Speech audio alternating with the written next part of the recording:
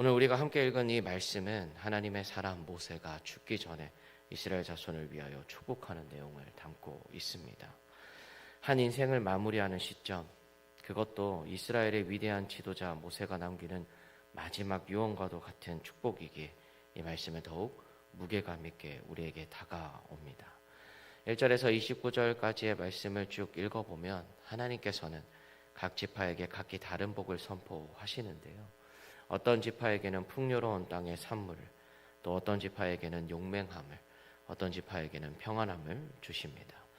이것을 보며 우리는 한 가지 중요한 사실을 깨닫게 되는데요. 그것은 바로 복의 주권은 하나님께 있다는 것입니다.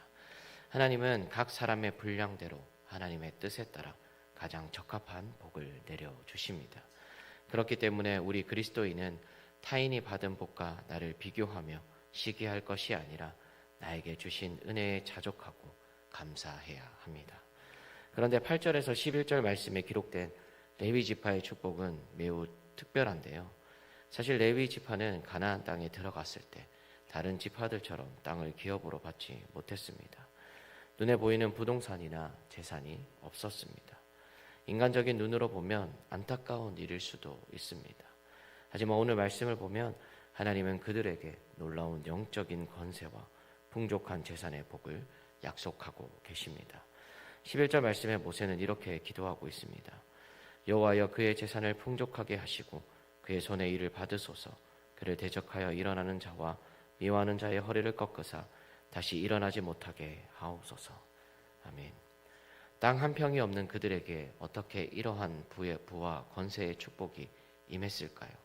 이 시간 레위 지파가 하나님께 인정을 받고 축복을 받을 수 있었던 비결을 함께 살펴보며 우리 또한 이 시대에 하나님의 복을 누리게 간절히 소원합니다. 첫 번째로 레위 지파는 어떤 상황에서도 하나님을 지극히 신뢰했습니다. 8절 말씀에 보면 이렇게 기록되어 있습니다. 레위에 대하여는 일러스되 주의 둔민과 우림이 주의 경건한 자에게 있도다. 주께서 그를 마사에서 시험하시고 무리바 물가에서 그와 다투셨도다.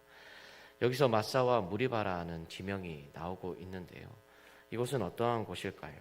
이스라엘 백성들이 광야 생활을 할 때 물이 없어 목이 마르자 하나님과 모세를 원망하며 대들었던 치욕의 장소입니다.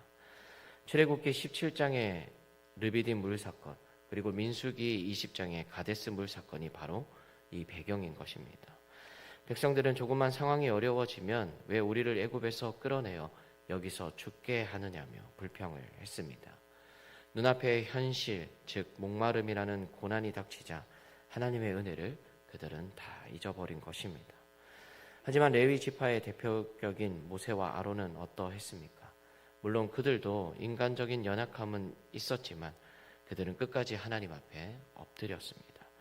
8절 말씀에서 하나님께서 그를 시험하시고 다투셨다는 표현은 역설적으로 그 치열한 갈등과 시험의 현장 속에서도 레위 지파가 보여준 믿음을 하나님께서 기억하신다는 그러한 뜻입니다.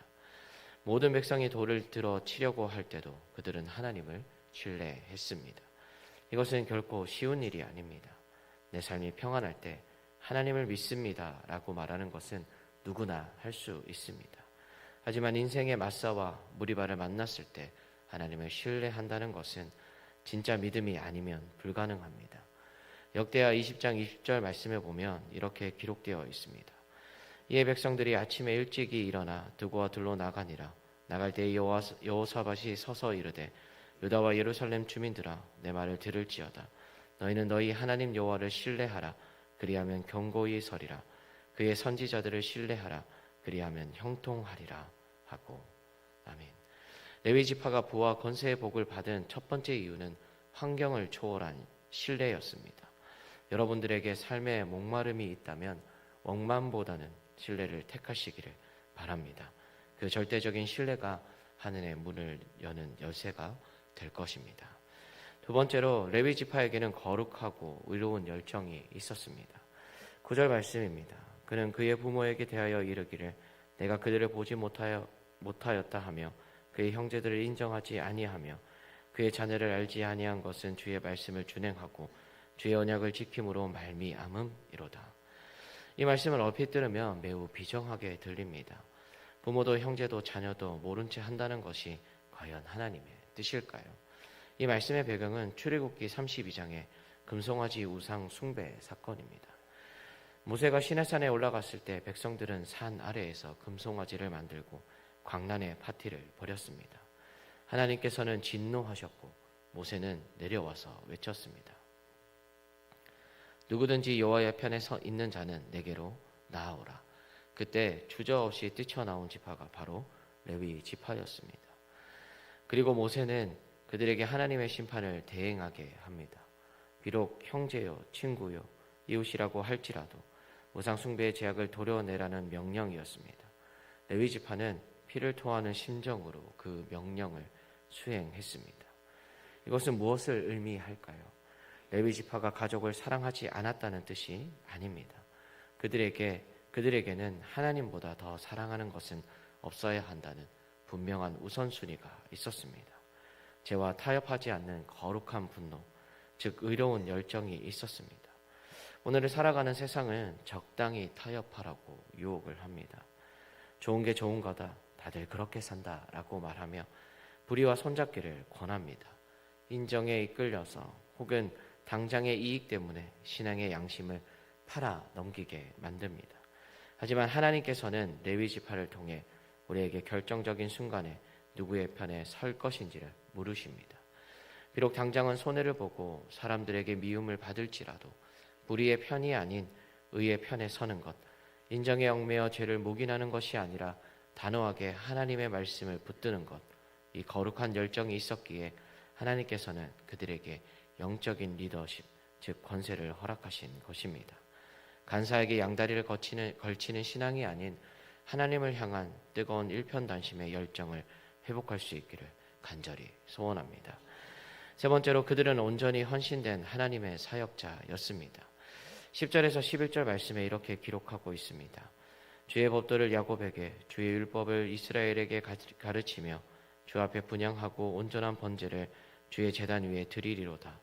여호와여 그의 재산을 풍족하게 하시고 그의 손에 일을 받으소서.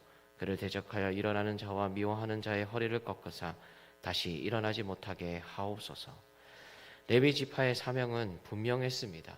백성들에게 말씀을 가르치고 또 제사를 통해 백성들을 하나님께로 인도하는 것이었습니다. 그들은 가나안 땅이라는 눈에 보이는 기업을 받지는 못했지만 하나님 자신이 그들의 기업이 되어 주셨습니다. 11절 말씀에 모세는 이렇게 축복하고 있습니다. 여호와여 그의 재산을 풍족하게 하시고 그의 손에 일을 받으소서. 그들이 세상의 직업을 가지지 않고 오직 성막에서 봉사하며 헌신을 했을 때 하나님께서는 이스라엘 전체를 통해 그들을 먹이셨고 그들의 재산을 풍족하게 채워주셨습니다. 또한 그를 대적하여 일어나는 자와 미워하는 자의 허리를 꺾으사라고 하며 강력한 보호를 약속하셨습니다. 이것은 오늘날 목회자들에게만 해당하는 말씀이 아닙니다. 여러분들이 직장에서 일을 하든 가정에서 자녀를 돌보든 사업을 하든 그 목적이 하나님의 영광을 위한 것이라면 여러분들은 하나님의 사역자입니다. 우리가 먼저 그의 나라와 그의 의를 구하며 하나님의 일꾼으로 살아갈 때 하나님께서는 우리의 삶을 책임져 주십니다.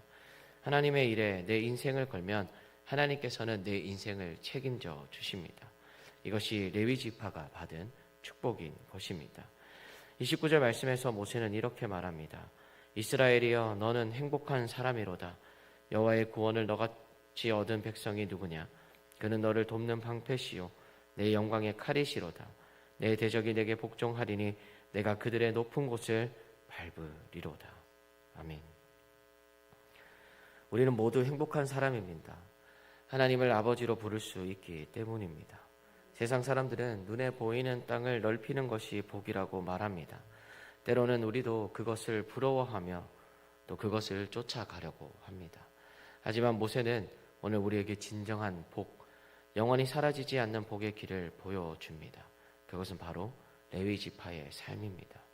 고난과 메마름 속에서도 하나님을 전적으로 신뢰하는 믿음과 세상의 타협을 거부하고 하나님 편에 서는 의로운 열정과 내 삶의 자리에서 하나님의 영광을 위해 살아가는 헌신, 이러한 마음을 가지고 살아간다면 하나님께서는 11절 말씀의 약속대로 우리의 손이 하는 일을 받으시고 우리의 삶을 풍족하게 하시며 대적의 손에서 우리를 안전하게 지켜주실 것입니다.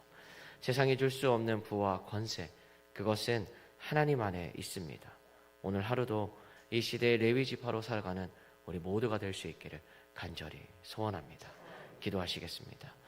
세상 사람들은 눈에 보이는 복을 쫓지만 우리는 복의 근원이신 하나님을 쫓는 자들이 되게 하여 주시고 인생의 무리와 물가와 같은 고난 앞에서도 하나님을 원망하지 않고 오직 주님만 신뢰하게 하여 주시며 제약된 세상 속에서 타협하지 않고 하나님 편에 서는 거룩한 용기를 주시옵소서. 우리의 삶이 먹고 사는 문제에만 매몰되지 않게 하시고 하나님의 영광을 위해 헌신하는 충성된 사역자의 삶이 되게 하여 주시옵소서. 그리하여 레위 지파에게 약속하신 풍성한 은혜와 보호하심이 오늘 기도하는 모든 성도들의 가정과 일터에 위에 임하게 하여 주시옵소서. 이 시간 주신 은혜에 감사하며 믿음의 결단을 담아 귀한 예물을 드립니다. 드려진 손길들을 기억하사 하늘의 신령한 복과 땅의 기름진 복으로 채워주시고 예물에 담긴 간절한 기도의 제목들이 하나님의 은혜 안에서 응답되게 하여 주시옵소서. 또 그 응답을 통하여 더욱더 주님만 의지하는 믿음의 가정과 그리고 개인이 되게 하여 주시옵소서. 우리 교회 모든 성도님들을 기억하여 주시기를 원합니다. 하루하루 살아가는 모든 순간 속에서 하나님의 사랑과 은혜가 넘치게 하시고 어떠한 상황에서도 늘 감사하며 살아가는 복된 인생들이 되게 하여 주시옵소서. 육신의 질고로 고통받는 환우들을 위해서 기도합니다. 주님께서 친히 찾아가 주셔서 지친 마음을 위로하여 주시고 또 주님의 피 묻은 손으로 아픈 부위를 어루만지사 속히 회복되고 치유되는 기적을 베풀어 주시옵소서. 오늘 하루도 임마누엘 주님과 동행하는 승리의 날이 될 줄 믿사오며 우리를 구원하신 예수 그리스도의 이름으로 기도드립니다. 아멘.